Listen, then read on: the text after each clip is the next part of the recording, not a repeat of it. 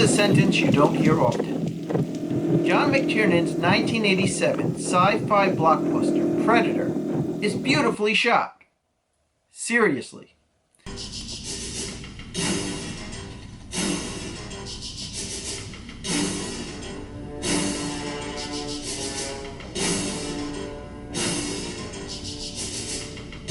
Apparently Swiper showed up at my house and ran off with my DVD copy. At least he's got good taste, I guess. So, I had to order the Blu-ray to watch.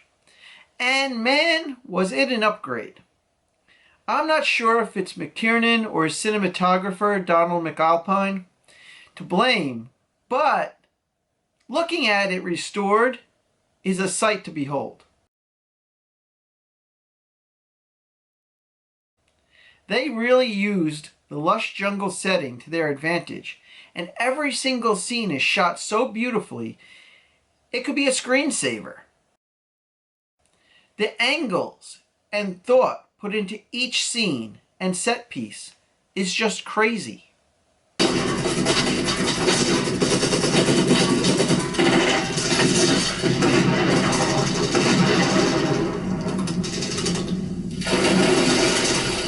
Which I'm sure lends to the general excitement of the film.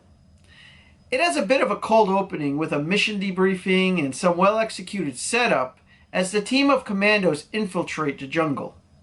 Not only do we get to see how tightly run and professional the group is outside of the occasional slip-up from outsider Dylan, but we get just enough of each member's personality, from the comical Hawkins. The other day I went up to my girlfriend. I said, you know, I'd like a little pussy. She said, me too. Mine's as big as a house. To the macho Blaine, to the stoic Billy. With this out of the way, McTiernan gets right into what he does so well. Action.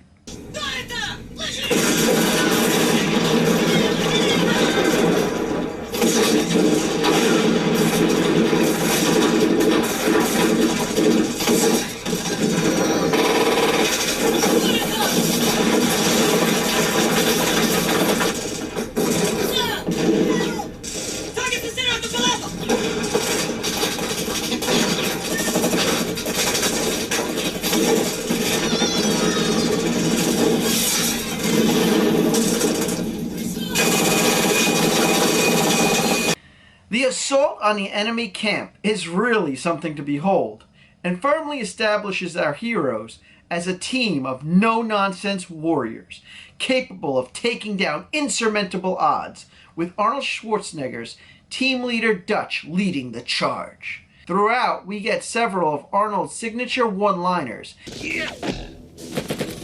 Stick around, as well as non-stop, over-the-top action that's both inventive and exciting at every turn. By the time the team is through taking care of their enemies, you truly believe them capable of anything. Enter the Predator. Sci-fi movies are always as good as their creature, and this one was almost a mess. I didn't hear anything about the reshoots of this film for a long time either, through there being no internet back in 1987, or me just being completely oblivious. But the story is pretty interesting. Apparently Jean-Claude Van Damme, yeah, that Jean-Claude Van Damme, was set to play the titular character, and he looked, well, let's be honest here, he looked pretty lame.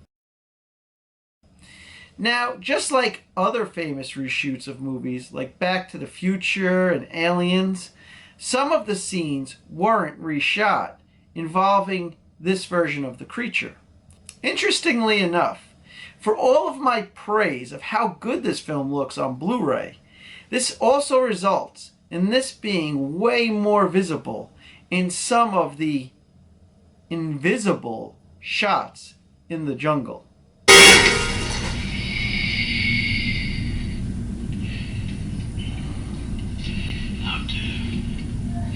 Bastard trees.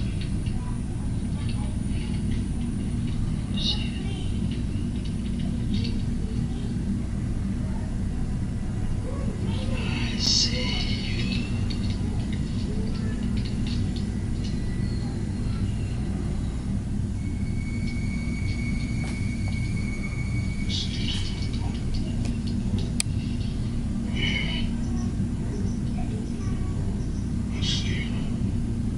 Most of the time, though, it's the real deal, and the Predator's design, I'm sure everyone would agree, went on to be a classic.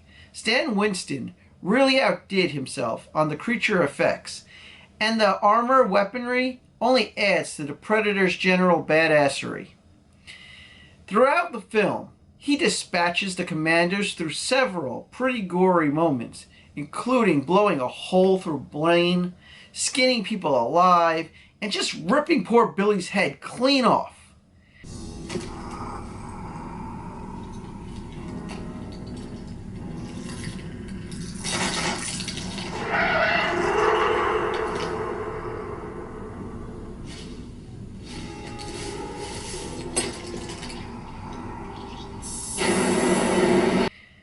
If the movie really has any flaw, it's the death of the character Mac. The kill itself implies, pretty heavily, that his head was annihilated. But in subsequent shots, where the body is found, it's intact. Not sure if there's a reason for this, whether it was rewrites or reshoots, but would love to hear it if there is one. The initial assault on the camp by the seemingly invincible team of heroes is really the perfect setup as the team spends the rest of the movie being tracked down and hunted, picked off by one by their seemingly unstoppable and stealthy foe. But as Dutch points out, if it bleeds, they can kill it. After finishing off his men with the dispatching of poor Pancho, Schwarzenegger is left alone without any weapons, in the woods, setting traps in a final showdown of man versus beast.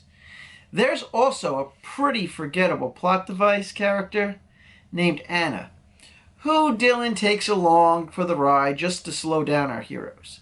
She is forgotten, though, in this badass finale, too, where the Predator is finally unmasked, revealing one ugly mother trucker.